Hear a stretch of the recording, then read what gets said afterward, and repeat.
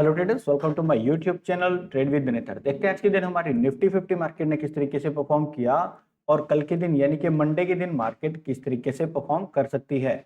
आज के दिन मार्केट ने क्या किया, थोड़ा सा गैप डाउन ओपन हुई और यहीं कहीं मार्केट कंसोलिडेट करती रही। आज के दिन जो लाइव स्ट्रीम के अंदर हम बैठे थे तो मार्केट के अंदर बेशक थोड़ा बहुत कहीं ना कहीं कोई स्पाइक आता था, है ना। निफ्टी को देखकर हम सेंसेक्स को भी देख रहे थे। अगर निफ्टी के अंदर माड़ा मोटा थोड़ा बहुत स्पाइक आता था तो प्रीमियम बड़े मतलब गजब के थे, है ना, मतलब बड़े ही नहीं, बिल्कुल भी हिले नहीं। हालांकि सेंसेक्स के अंदर अगर 95 पॉइंट की या 80 पॉइंट की अगर कोई एक कैंडल बन भी रही है तो प्रीमियम के अंदर 5 से लेके 10 पॉइंट का ही मोमेंटम आता था, इससे अलावा बिल्कुल भी नहीं। तो कुल मिला के निफ्टी की अगर हम बात करें तो निफ्टी के अंदर बिल्कुल भी आज के दिन मोमेंटम नहीं देखने को मिला, बिल्कुल खत्म मोमेंटम था। तो यहाँ पे अपना लेवल था 22,516, तो जिसके ऊपर मार्केट ने रेजिस्टेंस बड़ा फेस किया।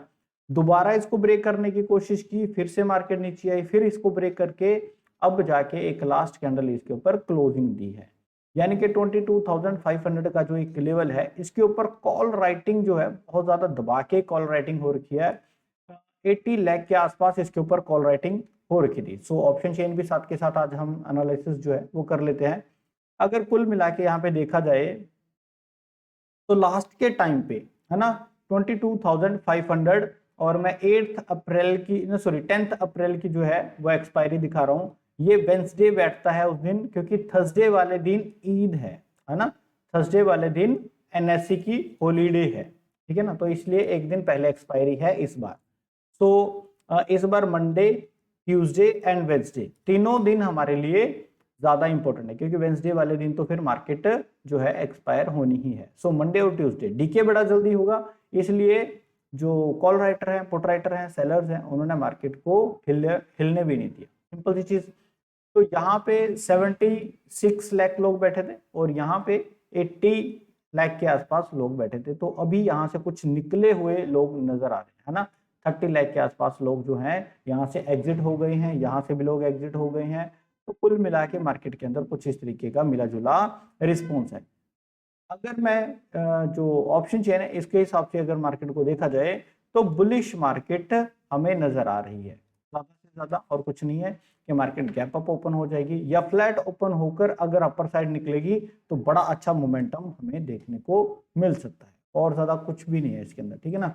तो बुलिश मोमेंटम किस तरीके से है वो देख लेते हैं। सबसे पहले तो डे टाइम फ्रेम के ऊपर चलते हैं और वहां पे देखते हैं कि हमें क्या कुछ नजर आ रहा है। देखो जरा, डे टाइम फ्रेम के ऊपर अगर मार्केट अपना हाई क्रॉस करती है तो प्रीवियस डे का हाई रेजिस्टेंस का काम करेगा।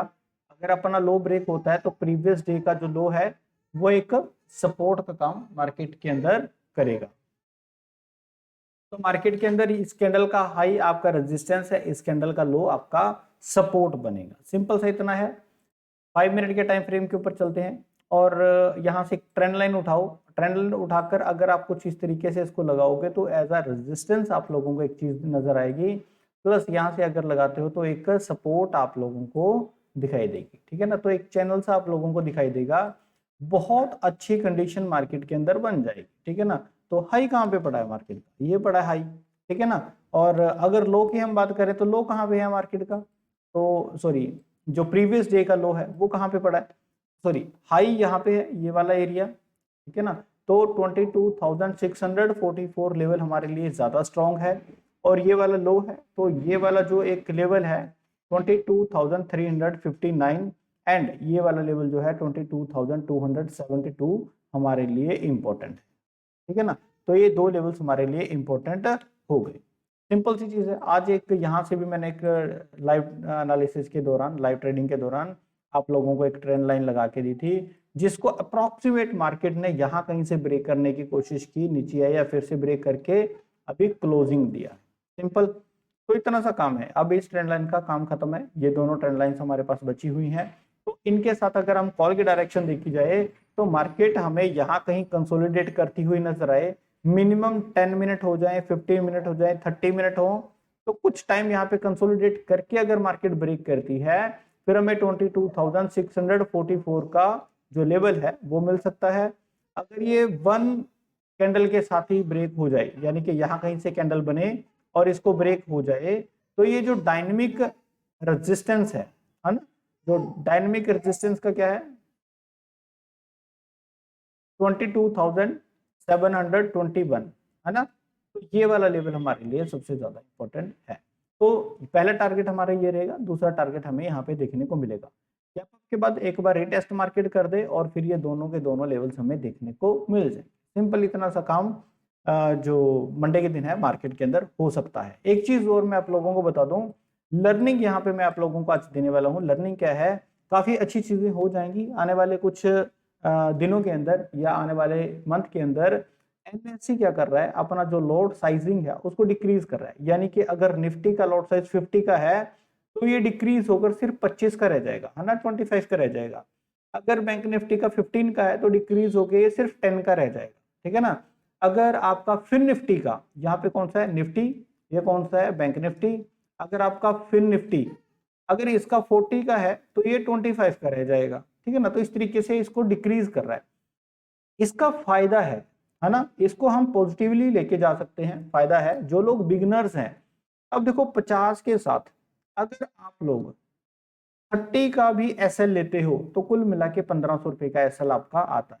तो 25 के साथ अगर आप 30 का एसएल लेते हो तो हाफ हो जाएगा, 750 रुपये हो जाएगा, ठीक है ना। 15 के साथ अगर आपका एसएल 40 रुपीज होता है तो कितना हो गया 75, है ना। तो अप्रोक्सीमेट 75 सॉरी 600, है ना, तो 600 ही हो गया। तो फिर अब ये इसके साथ कितना हो जाएगा यहाँ पे 400, है ना। तो 10 रुपए 10 का लोट अगर कर देंगे तो कितना हो जाएगा 400। अब जैसे यहाँ पे ये 40 का है और 40 के साथ अगर 30 का भी हमारा ऐसा लग रहा है तो यहाँ पे 1200 का है ना। और अगर ये 25 का हो जाएगा तो 30 रुपीज के हिसाब से हमारा एसएल कितना हो जाएगा, बिल्कुल माइनर सा एसएल हो जाएगा। तो पहले 1500 का एसएल था, अब 750 का हो गया। पहले 600 रुपए का एसएल था, अब 400 रुपए का रह गया। 1200 रुपए का एसएल था, 750 रुपए का रह गया। 5-10 पॉइंट इसमें थोड़ा बहुत ऊपर उतार चढ़ाव कर सकते हैं, है ना। जैसे क्योंकि इंडेक्स बड़ा होगा तो वोलेटिलिटी होगी, वोलेटिलिटी होगी तो थोड़ा बहुत जो एसएल है वो इंक्रीज भी हो सकता है। सो 30 की बजाय ये 35 तक पहुंच सकता है, 38 तक पहुंच सकता है, माइनर सी चीज, है ना। 40 की बजाय ये 45 तक पहुंच सकता है ना, या 48 या 50 तक पहुंच सकता है मैक्सिमम, बस इतना सा है। और ये 30 की बजाय 35 हो सकता है, 38 तक हो सकता है, माइनर सा 5-7 पॉइंट आप लोगों का ये इंक्रीज होगा। प्लस इसमें क्या है, एक छोटा मोटा बफर भी हमें लेके चलना पड़ेगा। तो ये सारी की सारी चीजें, ये जो माइनर सा लॉस है ये बिगिनर जो लोग हैं उन लोगों के लिए सबसे बेस्ट है। जैसा भी आपको सेटअप है और आप उसको टेस्ट करना चाह रहे हो, पेपर ट्रेड के अंदर आप लोगों का वो सेटअप पेपर ट्रेड में पास है, पेपर ट्रेड के अंदर वो ओके है। बट रियल ट्रेड के अंदर आप लोग उसके अंदर दिक्कत है, आप लोगों की साइकोलॉजी इफेक्ट हो रही है, ठीक है ना। अब जैसे ही ये आपके जो क्वांटिटी है ये डिक्रीज होगी, आप रियल ट्रेड के अंदर इसको ट्रेड कर सकते हो माइनर से स्टॉप लॉसेज के साथ, ठीक है ना। तो इससे क्या है, आपका कैपिटल भी बचेगा, इससे आपको कॉन्फिडेंस आएगा, इससे आपका सेटअप जो है वो वेरीफाई भी होगा, ठीक है ना। आप कॉन्फिडेंस के साथ इसको लॉन्ग टर्म होल्ड करना सीख जाओगे, ठीक है ना। तो बहुत सारी चीजों का इसके साथ इंपैक्ट भी होगा।